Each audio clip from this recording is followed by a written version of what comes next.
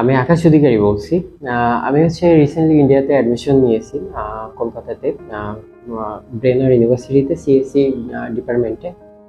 তো আমার আসলে অনেকদিন যাবত ইন্ডিয়াতে অ্যাডমিশন নিয়ে পড়াশোনা করার খুব ইচ্ছা ছিল, কিন্তু আসলে বেশ কিছু কারণে আমার সেটা সম্ভব হয়নি। খুলনা সিটি নিয়ে একটা সেমিনার হয়েছিল, সেখান থেকে ফেট সম্পর্কে আমরা জানতে পারি। মানে থেকে জানবার পরে আসলে আমার ইন্ডিয়াতে অ্যাডমিশন নেওয়ার ইচ্ছাটা আবার পুনরায় মনের ভিতরে চলে আসে। তো তারপর আর কি আমি কি করি, ফেটের যে হেল্পলাইন আছে, হেল্প ডেস্কে ফোন দিই।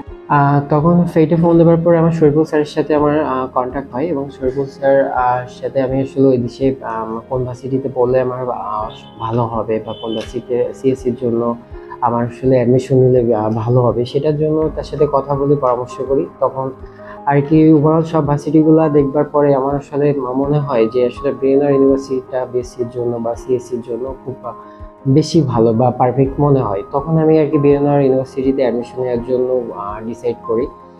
তারপর হচ্ছে আমি ব্রেনার ইউনিভার্সিটি অ্যাডমিশন নিই, এবং আমার রিসেন্টলি ভিসাটাও চলে আসছে। আসলে আমার যে স্বপ্নটা ছিল যে আমি আসলে ইন্ডিয়াতে যে পড়াশোনা করব, বা ফেইথের মাধ্যমে আসলে আমার ভিসা অ্যাপ্লিকেশন থেকে শুরু করে আমার যাবতীয় যে প্রসেসগুলো আছে, অল প্রসেসগুলো আমার ফেইথের মাধ্যমে কমপ্লিট করা হয়েছে। এবং আমাকে আসলে খুব সহযোগিতা করছে ফেইথ, এবং আসলে শরীফুল স্যারকে আন্তরিকভাবে অনেক ধন্যবাদ। কারণ আসলে সে আসলে আমাকে অনেকভাবে হেল্প করছে, এবং আসলে ভার্সিটির যে বিষয়গুলো, যে কোন ভার্সিটিতে পড়লে ভালো হবে বা কোন ভার্সিটিতে অ্যাডমিশন নিলে ভালো হবে, সে যাবতীয় বিষয় সম্পর্কে আমাকে যথেষ্টভাবে ধারণা দিচ্ছে। এবং ওভারঅল সবকিছু মিলে আমার মনে হয়েছে যে ব্রেনার ইউনিভার্সিটিতে যদি আমি অ্যাডমিশন নিই, এবং আমার সিএসসির জন্য এটা সব থেকে বেস্ট অপশন হবে।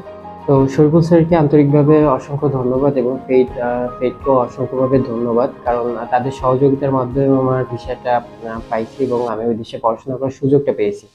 তো আমার ভিসা চলে আসছে, এটা হচ্ছে আমার ভিসা, আমার ইন্ডিয়ান ভিসা। আমি রিসেন্টলি চলে যাব ওই দেশে, যে পড়াশোনা স্টার্ট করব। তো আন্তরিকভাবে সবাইকে অসংখ্য ধন্যবাদ।